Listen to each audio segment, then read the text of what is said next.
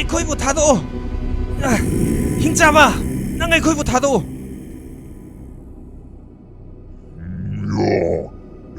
ꯂꯥꯟꯃꯤꯁꯥ ꯃꯟꯇ꯭ꯔꯤ ꯃꯩ ꯈꯣꯡꯕꯒꯤ ꯌꯥꯊꯪꯅꯤ ꯑꯩꯒꯤ ꯂꯝꯕꯤꯗ ꯌꯦꯠꯄ ꯄꯤꯔꯛꯀꯅꯨ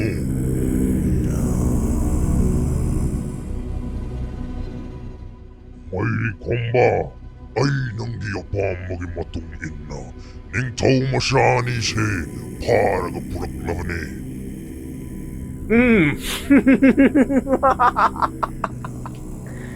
ꯃꯩꯅꯨ ꯑꯗꯨꯅꯤꯗꯅ ꯑꯩ ꯄꯦꯜꯂꯦ ꯍꯧꯖꯤꯛꯇꯤ ꯅꯪꯒ ꯑꯩꯒ ꯌꯥꯅꯈꯤꯕꯒꯤ ꯃꯇꯨꯡ ꯏꯟꯅ ꯅꯪ ꯑꯩꯒꯤ ꯄꯨꯟꯁꯤꯗ ꯑꯃꯨꯛ ꯍꯟꯅ ꯌꯦꯠꯂꯅꯨ ꯍꯧꯖꯤꯛꯇꯤ ꯑꯩꯁꯨ ꯏꯅꯤꯡꯇꯝꯅ ꯂꯩꯕ ꯄꯥꯝꯂꯦ ꯑꯩꯅ ꯅꯉꯣꯟꯗ ꯁꯛꯈꯤꯕ ꯋꯥꯁꯛ ꯑꯩ ꯁꯣꯏꯗꯅ ꯉꯥꯛꯀꯅꯤ ꯉꯁꯤ ꯍꯥꯏꯕ ꯅꯨꯃꯤꯠ ꯑꯁꯤꯗꯒꯤ ꯅꯪ ꯅꯅꯤꯡꯇꯝꯂꯕꯅꯤ ꯃꯔꯤ ꯈꯣꯡꯕ ꯅꯪꯅ ꯂꯥꯎꯇꯨꯅꯗꯨꯅ ꯑꯩꯈꯣꯏ ꯄꯥꯕꯨꯡꯁꯨ ꯍꯥꯠꯈꯤꯕꯅꯤ ꯉꯁꯤ ꯑꯩꯈꯣꯏꯅ ꯋꯥꯔꯤꯕꯁꯦ ꯅꯪꯅ ꯊꯣꯛꯑꯕ ꯉꯥꯛꯇꯅꯤ ꯅꯪꯕꯨꯗꯤ ꯑꯩꯅ ꯂꯦꯝꯅ ꯈꯛ ꯊꯥꯔꯣ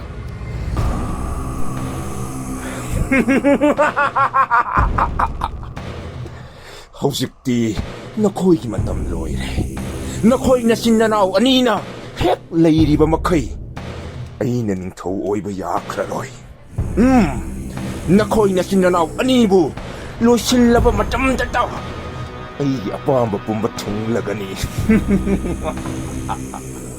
ꯂꯥꯟꯃꯤꯁꯥ ꯃꯈꯣꯏ ꯑꯅꯤ ꯑꯁꯤ ꯐꯥꯖꯤꯜꯂꯨ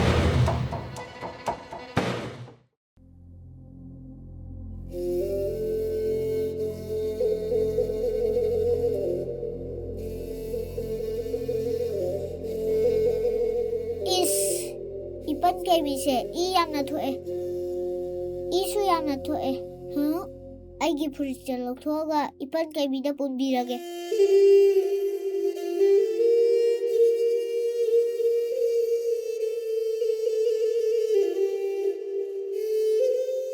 시 오이라디 이 토바 카라 파라니 호렌 코 이번 개미나 하골라가 싸나바 하이 카라 해오게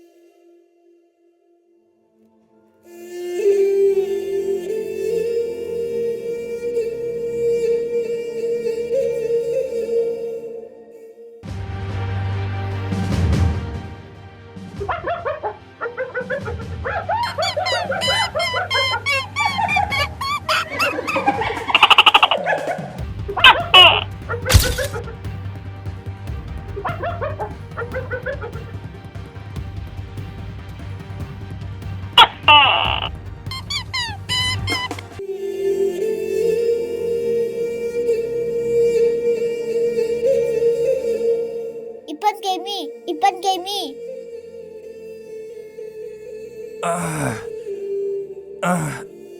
ꯄꯥꯟꯊꯣꯏꯕ ꯅꯪꯗꯤ ꯃꯐꯝꯁꯤꯗ ꯀꯝꯗꯧꯅ ꯂꯩꯔꯝꯂꯤꯕꯅꯣ 이번 개미 ꯅꯪ ꯇꯨꯔꯦꯟꯗ ꯂꯥꯎꯊꯔꯛꯄꯗ ꯑꯩꯅ ꯊꯦꯡꯅꯕꯅꯤ ꯏꯁꯨ ꯌꯥꯝꯅ ꯊꯣꯛꯑꯦ 이번 개미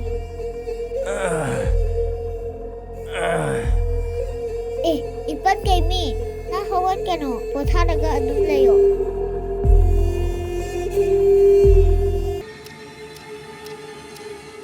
ꯃꯩꯅꯨ ꯍꯤꯡꯆꯥꯕ ꯅꯪꯅ ꯉꯁꯤ ꯅꯁꯥꯒꯤ ꯅꯊꯧ ꯅꯤꯡꯊꯤꯅ ꯄꯥꯡꯊꯣꯛꯄꯁꯤ ꯎꯕꯗ ꯑꯩ ꯄꯦꯜꯂꯦ ꯁꯦꯁꯦ ꯃꯅꯥ ꯑꯁꯤ ꯂꯧꯁꯤꯜꯂꯣ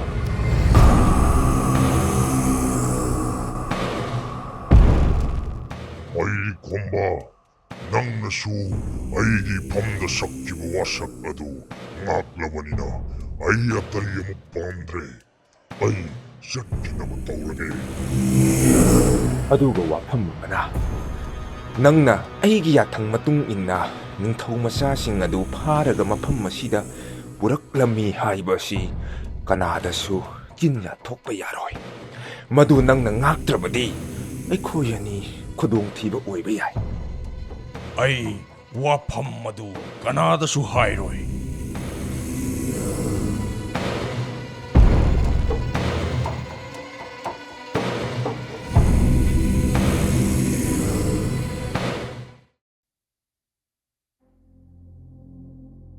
이번 개미 ꯅꯪ ꯅꯍꯥꯟ ꯃꯈꯩ ꯑꯩꯈꯣꯏ ꯍꯨꯟꯗꯣꯛꯑꯝꯃꯒ ꯀꯗꯥꯏꯗ ꯂꯩꯔꯨꯏꯅꯣ ꯅꯪꯗꯤ ꯌꯨꯝꯗ ꯊꯨꯅ ꯂꯥꯛꯀꯅꯤ ꯍꯥꯏꯔꯝꯃꯒ ꯁꯨꯡꯂꯥꯛ ꯂꯥꯛꯈꯤꯗꯔꯦ ꯄꯥꯟꯊꯣꯏꯕ ꯈꯜꯂꯨꯕꯅ ꯑꯃ ꯑꯗꯨꯒ ꯊꯣꯛꯂꯕꯅ ꯑꯃ ꯍꯥꯏꯕꯗꯨ ꯑꯩꯉꯣꯟꯗ ꯊꯣꯛꯈ꯭ꯔꯦ ꯂꯥꯟꯄꯨꯡ ꯈꯨꯂꯦꯟꯗ ꯂꯥꯟꯗꯥꯔꯛꯈꯤꯕꯗꯨ ꯌꯦꯛꯅꯕꯅꯤ ꯈꯜꯂꯨꯕ ꯅꯤꯡꯊꯧ ꯁꯤꯗꯥꯡ ꯍꯩꯕꯅ ꯑꯣꯏꯔꯝꯗ꯭ರೆ ꯃꯥꯒꯤ ꯃꯟꯇ꯭ꯔꯤ ꯃꯩꯔꯤ ꯈꯣꯝꯕꯅ ꯑꯣꯏꯔꯝꯂꯦ ꯃꯔꯥꯜ ꯂꯩꯖꯗ꯭ꯔꯕ ꯅꯤꯡꯊꯧꯗꯨꯁꯨ ꯑꯩꯈꯣꯏ ꯀꯩ ꯈꯣꯡꯅꯥꯎꯁꯤꯡꯒꯤ ꯃꯈꯨꯠꯇ ꯃꯊ꯭ꯋꯥꯏ ꯊꯥꯈ꯭ꯔꯦ ꯃꯔꯥꯜ ꯂꯩꯖꯗ꯭ꯔꯕ ꯅꯤꯡꯊꯧ ꯃꯆꯥꯁꯤꯡꯗꯨ ꯀꯟꯅꯕ ꯍꯣꯠꯅꯕꯗ ꯑꯩ ꯌꯨꯝꯗ ꯍꯜꯂꯛꯄ ꯉꯝꯈꯤꯗꯕꯅꯤ ꯄꯥꯟꯊꯣꯏꯕ ꯅꯪꯅ ꯊꯥꯞꯈ꯭ꯔꯕ ꯃꯐꯝꯁꯤꯗ ꯀꯝꯗꯧꯅ ꯂꯥꯛꯂꯝꯂꯤꯕꯅꯣ ꯏꯁꯤꯡ ꯆꯥꯎꯕꯒ ꯏꯗꯣꯝꯆꯥꯒꯗꯤ ꯀꯗꯥꯏꯗ ꯂꯩꯍꯧꯔꯦ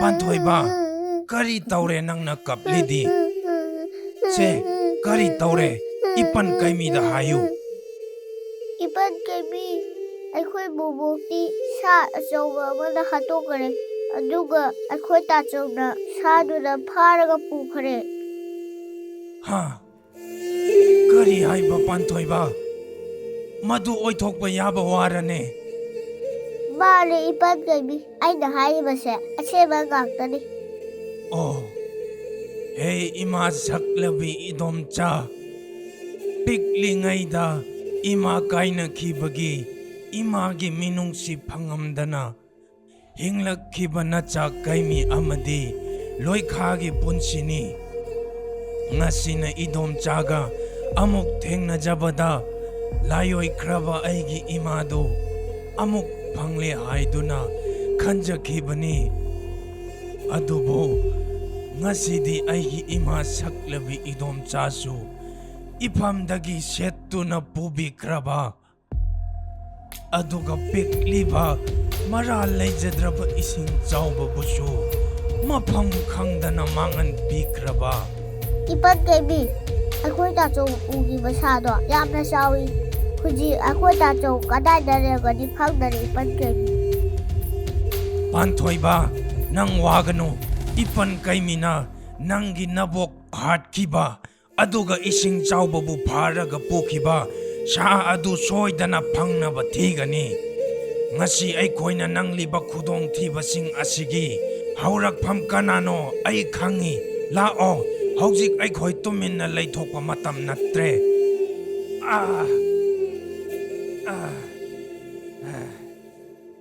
이번 게임이 ꯅꯪꯒꯤ ꯑꯁꯣꯛꯄꯗꯨ ꯐꯠꯇ꯭ꯔꯤ ꯃꯗꯨ ꯐꯔꯛꯄ ꯃꯇꯝ ꯈꯔ ꯉꯥꯏꯈꯤꯁꯦ ꯄꯥꯟꯊꯣꯏꯕ ꯑꯩꯈꯣꯏ ꯊꯤꯟꯊꯕ ꯌꯥꯗ꯭ꯔꯦ ꯅꯪꯒꯤ ꯇꯥꯆꯧꯒꯤ ꯈꯣꯡꯒꯨꯜ ꯑꯃꯨꯛꯇ ꯂꯤꯅꯕ ꯇꯧꯁꯤ ꯂꯥꯛꯑꯣ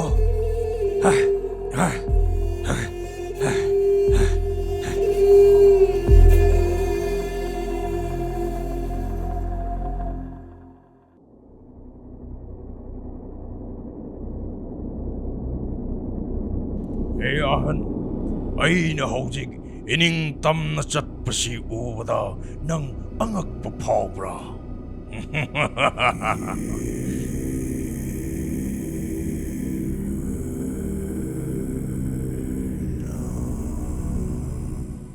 ꯃꯩꯔꯤ ꯈꯣꯝꯕ ꯅꯤꯡꯊꯧ ꯂꯩꯇ꯭ꯔꯦ ꯃꯇꯥꯒꯨꯝ ꯅꯪꯅ ꯈꯨꯁꯤ ꯇꯧꯕꯗꯤ ꯃꯁꯣꯡ ꯃꯄꯥꯛ ꯅꯥꯏꯗꯕꯒꯤ ꯊꯧꯑꯣꯡꯅꯤ ꯂꯩꯄꯥꯛ ꯃꯤꯌꯥꯝꯒꯤ ꯈꯜꯂꯒ ꯅꯤꯡꯊꯧꯅ ꯍꯤꯡꯂꯤꯉꯩ ꯃꯇꯝꯗ ꯐꯥꯖꯤꯟꯗꯨꯅ ꯊꯅꯝꯕ ꯍꯤꯡꯆꯥꯕ ꯃꯩꯅꯨꯕꯨ ꯀꯔꯤ ꯃꯔꯝꯒꯤ ꯅꯪꯅ ꯊꯥꯗꯣꯛꯂꯤꯕꯅꯣ ꯃꯗꯨꯒꯤ ꯃꯇꯤꯛ ꯆꯥꯕ ꯄꯥꯎꯈꯨꯝ ꯑꯩ ꯄꯥꯝꯃꯤ ꯏꯌꯥꯝꯍꯜ ꯑꯁꯨꯛ ꯆꯥꯎꯈ꯭ꯔꯕ ꯀꯣꯅꯨꯡ ꯑꯃ ꯂꯩꯔꯒ ꯅꯤꯡꯊꯧ ꯌꯥꯎꯗꯅ ꯄꯥꯟꯕ ꯍꯥꯏꯕꯁꯤ ꯃꯥꯂꯦꯝꯗ ꯆꯠꯅꯗꯕ ꯊꯧꯑꯣꯡꯅꯤ ꯏꯌꯥꯝꯍꯜꯁꯨ ꯈꯪ ꯍꯩꯔꯕ ꯃꯤꯁꯛ ꯑꯃ ꯑꯣꯏꯕꯤꯔꯒ ꯃꯁꯤꯒꯤ ꯋꯥꯐꯝ ꯑꯁꯤ ꯈꯪꯕꯤꯗ꯭ꯔꯤꯕ ꯀꯔꯤꯒꯤꯅꯣ ꯃꯩꯔꯤ ꯈꯣꯝꯕ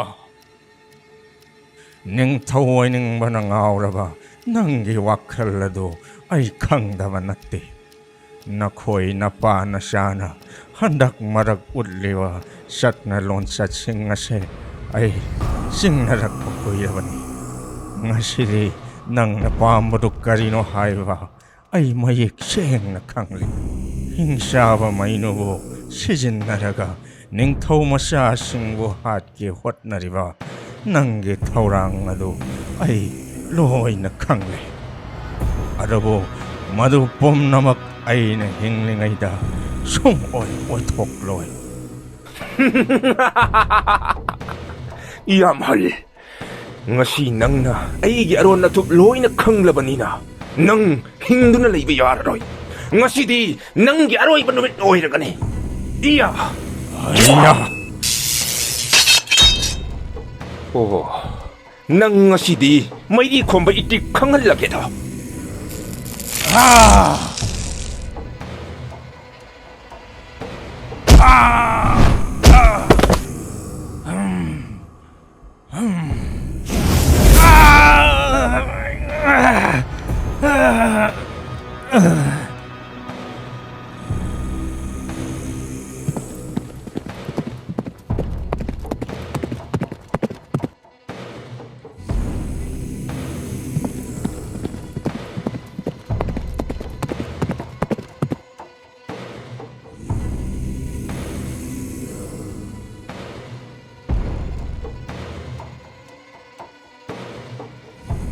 Sunu Leima.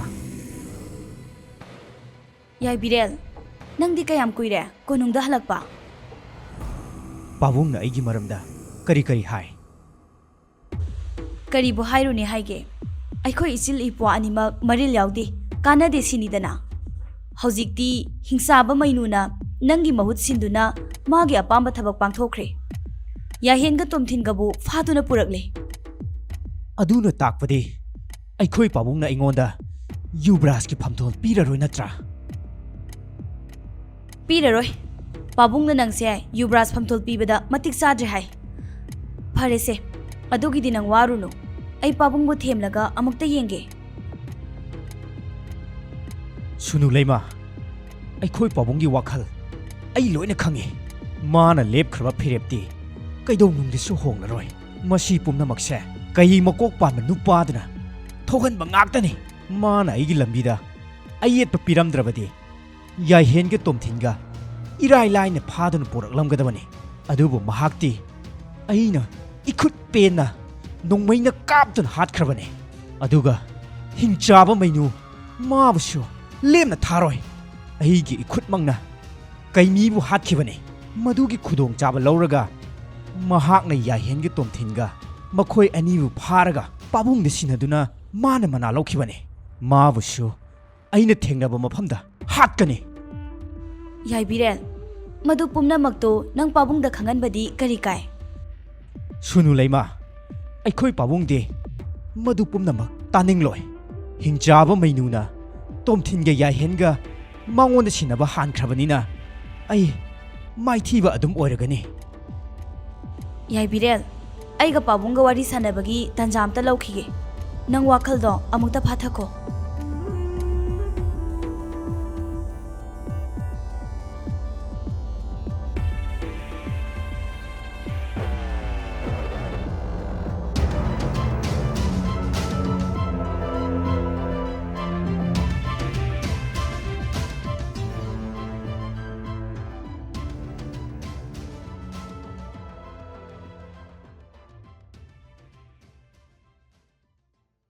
Ipan kemi.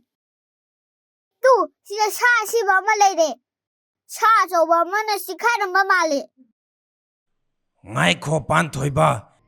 Ipan kai mi yenge.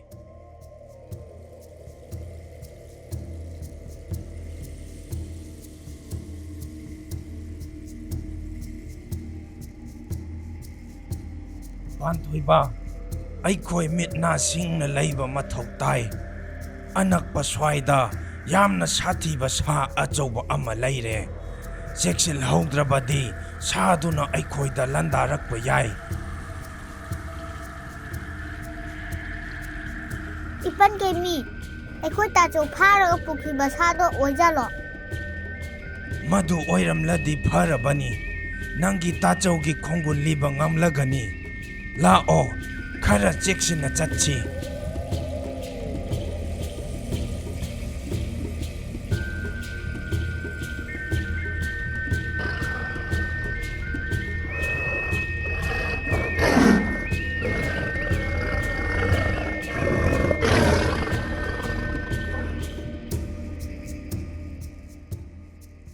Ipan ꯑꯁꯤꯒꯤ ꯁꯥꯁꯤꯅꯅꯦ ꯑꯩꯈꯣꯏꯕꯨ ꯋꯥꯍꯜꯂꯒ ꯇꯥꯆꯧꯕ ꯄꯨꯔꯒ ꯆꯦꯟꯈꯤꯕꯗꯣ ꯏꯌꯥ ꯃꯤ ꯑꯣꯏꯒꯦꯔꯥ ꯂꯥꯏ ꯑꯣꯏꯒꯦꯔꯥ ꯑꯗꯨꯛ ꯇꯝꯊꯤꯕ ꯁꯥ ꯅꯪꯗꯤ ꯉꯁꯤ ꯑꯩꯅ ꯂꯦꯝꯅ ꯊꯥꯈ꯭ꯔꯔꯣꯏ ꯄꯥꯟꯊꯣꯏꯕ ꯅꯪ ꯃꯐꯝꯁꯤꯗ ꯂꯦꯡꯗꯅ ꯂꯩꯌꯨ ꯍꯦ ꯃꯤꯅꯨꯡꯁꯤ ꯈꯪꯗ꯭ꯔꯕ ꯁꯥ ꯅꯪ ꯀꯅꯥꯅꯣ ꯃꯔꯥ ꯂꯩꯇ꯭ꯔꯕ ꯏꯗꯣꯝꯆꯥꯕꯨ ꯅꯪꯅ ꯍꯥꯠꯂꯤꯕ ꯀꯔꯤꯒꯤꯅꯣ ꯅꯪꯅ ꯐꯥꯔꯒ ꯄꯨꯈꯤꯕ ꯑꯉꯥꯡ ꯑꯗꯨꯅ ꯀꯗꯥꯏꯗ ꯂꯩ ꯍꯥꯏꯌꯨ ꯌꯥ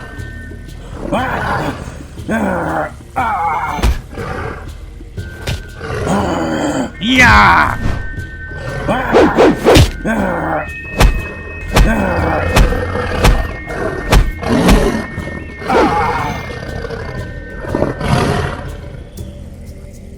ꯄꯥꯟꯊꯣꯏꯕ ꯑꯩꯒꯤ ꯇꯨꯡ ꯏꯟꯅꯔꯛꯎ ꯆꯦꯜꯂꯛꯑꯣ